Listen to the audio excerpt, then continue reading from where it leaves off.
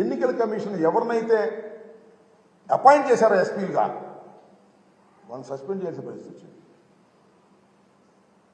ఇది చరిత్రలో నేను ఎప్పుడు ఎక్కడ చూడాల. ఎన్నికల కమిషన్ అంతకు ముందు ఉన్నటువంటి ఐపీఎస్ ఆఫీసర్లు పక్షపాతంగా వ్యవహరిస్తారేమో అనే అనుమానంతో మంచి చరిత్ర కలిగినటువంటి ఐపీఎస్ ఆఫీసర్లను ఎస్పీలుగా వేస్తే వాళ్ళు విధి నిర్వహణలో ఫెయిల్ అయ్యారని భావించి, ప్రాథమిక సమాచారం ఉందని భావించి వాళ్ళని సస్పెండ్ చేశారు. ఊరినే బదిలీ కూడా కాదు, they suspended from the service at present. ఎంత విచిత్రమైన విషయం. దీన్ని ఏ విధంగా భారత ప్రజాస్వామ్యంలో భావించాలని అడుగుతా ఉన్నా. దీని వెనుక నేను ఒకటే మనవి చేస్తున్నా, నేను ఓడిపోతాను అని అనుకున్న రోజున నారా చంద్రబాబు నాయుడు గారు రాక్షసంగా వ్యవహరిస్తాడు. తనకు అధికారం రాదు అనుకున్నప్పుడు హింసను ప్రజ్వలింపచేస్తాడు. ఇది నారా చంద్రబాబు నాయుడు గారి చరిత్ర.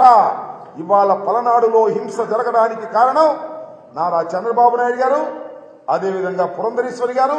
ఇక్కడ మార్పుల వల్లే ఇంత హింస జరిగిందని నేను మనవి చేస్తున్నాను. ఎంత ఆశ్చర్యం అండి. పోలింగ్ రోజున అలో లక్ష్మణ అని అల్లాడుతుంటే, తలలు పగిలిపోతుంటే పోలీసు దించుకోలేకపోయారు.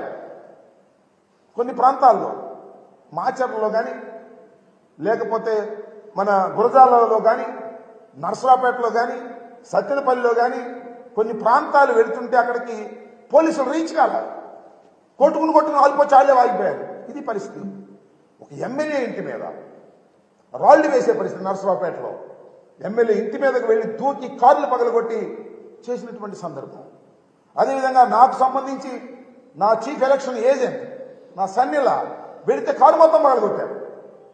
కంప్లైంట్ చేస్తే పోలీసులు రారు, కేసు రిజిస్టర్ చేశారు.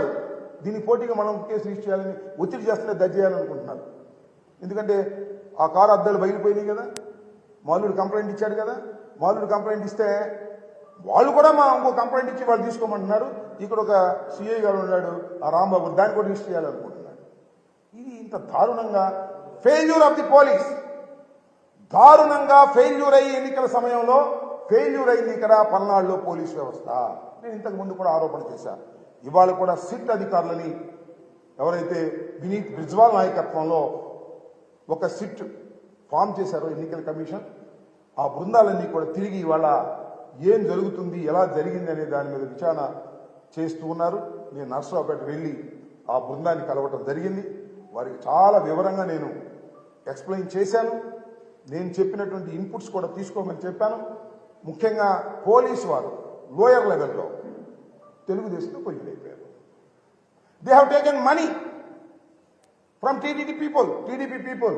కన్నా లక్ష్మణ్ దగ్గర, వాళ్ళ అబ్బాయి దగ్గర డబ్బులు తీసేసుకున్నారు. సిఐలు, ఎస్ఐలు, ఐ నో ఎవ్రీబడి.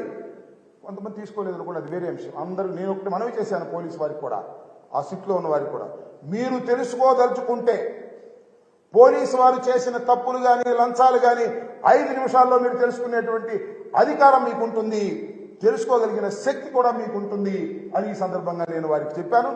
వారు తెలుసుకునేటువంటి ప్రయత్నం కూడా చేస్తారని నేను భావిస్తూ ఉన్నాను.